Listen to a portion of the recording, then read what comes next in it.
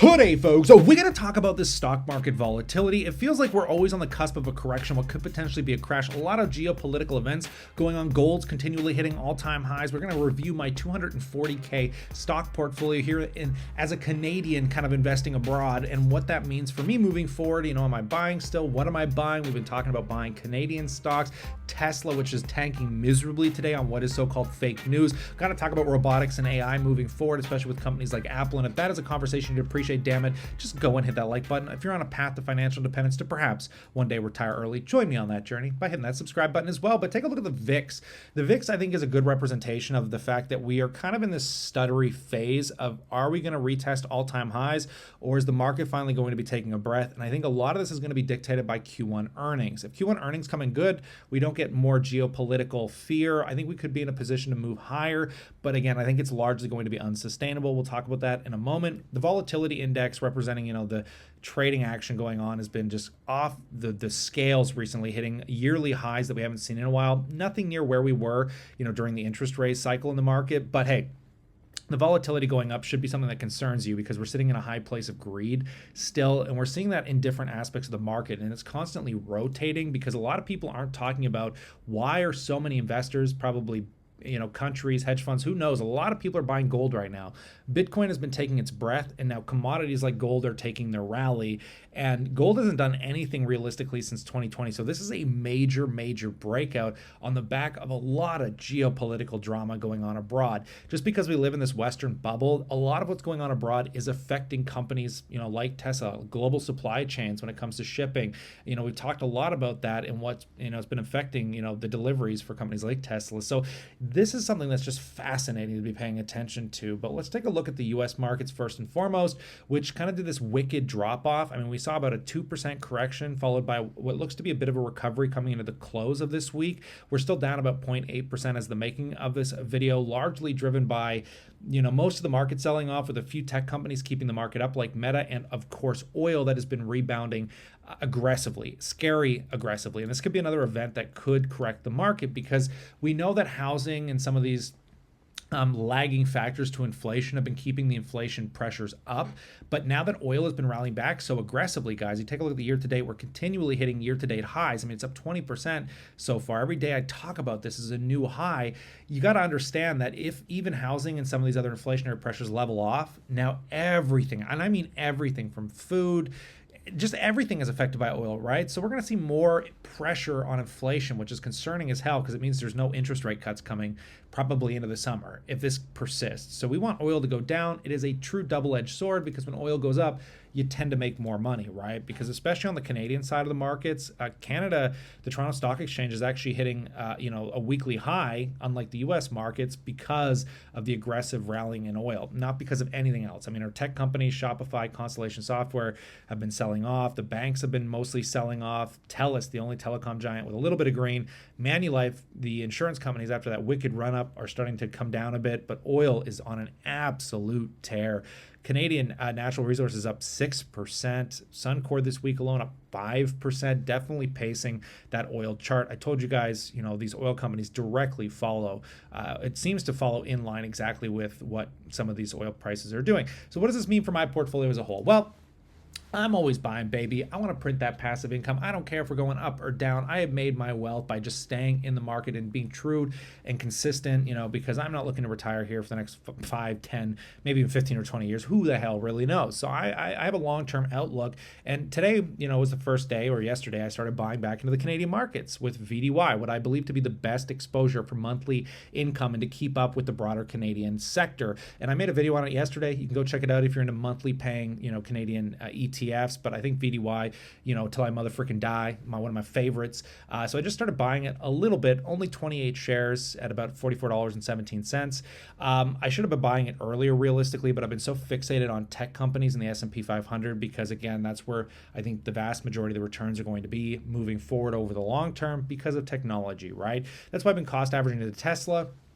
I've been taking a breath on my Tesla position that I've cost averaged into about $191 per share. Got about 45 shares. I'm just going to wait now until Q1 earnings come out. I'm hoping we see a price between $100 and $150. I think that's where I'll start accumulating the vast majority of my shares, just like I did kind of with Google when it was suppressed, because I really think these companies, when it comes to robotics and self-driving, even with Google, that it's being still under-recognized broadly about where we're going to be in the next 3 years. So I'm buying these looking 3 to 5 years out from now, and they're just going to be core positions, not really going to mess with them. But we can see that SCHD used to be a smaller percentage of my portfolio, but because of the wicked rallying that's been going on with the broader markets, SCHD is becoming a very healthy position here. I mean, we're now up $5,000 on the Canadian conversion side, and I've been cost averaging into it. I'm finishing up my taxes, which means I should have a bit more RSP contribution room, which is purely going to go into this ETF. And I'm just going to let this one, ride it out. I'm not really looking at buying any of the other dividend ETFs because this one offers the best diversity.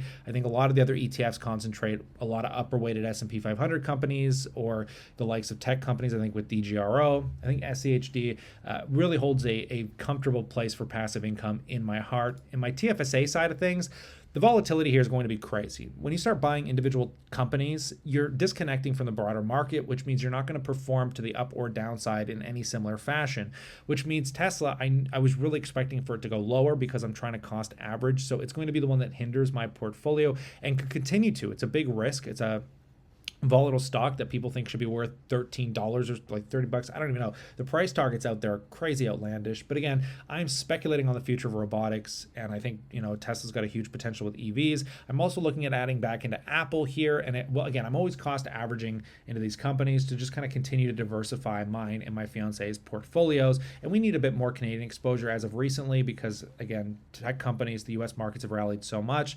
Canadian markets are quite a small percentage, and I feel like it removes a little bit of that volatility. So that's why, again, I started buying a little bit of VDY, only, again, a small 28 share count so far this week. But continuing on when it comes to the rest of my portfolio, when it comes to my corporate account, not really doing anything there. That's where the other half of my portfolio sits, which has got about $120,000 or $30,000 odd sitting in there. So let's dive into the individual positions. Because, man, if you missed it today and you had weak hands, Tesla announced, or again, third parties with routers announced that Tesla was canceling their cheap EV that was going to be coming out next year. They said they were only going to be using it for their self-driving software, which made no sense. That just leads questions to questions because I thought everybody was allowed to utilize self-driving. I thought you could buy it, put it in your car, and it would make more sense to have a cheap EV that you could sell and let people convert to a self-driving car. They could use it for their own fleets. Either way, routers made a post based on third-party, reporting, and Elon ended up tweeting, "Routers is dying, Routers is lying because Routers is dying." And if you saw this drama unfold live, you probably saw stuff like this. They scrapped the plans for the Model 2, the low-cost car, amid, quote, fierce competition in China. This is terrible. This is so bad. So now who's right? Is it Reuters? Is it true? Is there some truth to it? Wow, what crazy, what a freaking rug pull. Now, this is crazy because it really resembles the fake realities of social media, the drama that exists, the fear in this market cycle. Because again, I think there is a lot of mounting fears with the valuations of current stocks. So, I mean, this is just absolutely dramatic, insane, and really shows when you're buying individual companies the risk that you're truly taking on.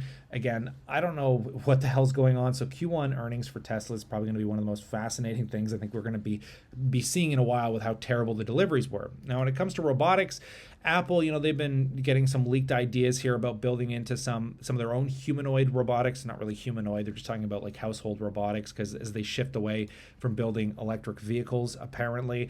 But honestly, I think Apple is very similar in line to Google. I think they both have these fundamental businesses that are going to be around for a very long time that are cash flow machines. And when the market doesn't recognize them as being valuable anymore, especially considering Apple, I think is going to be one of the largest AI players in the future, considering we all use their technology and whatever they adopt, we have to adopt.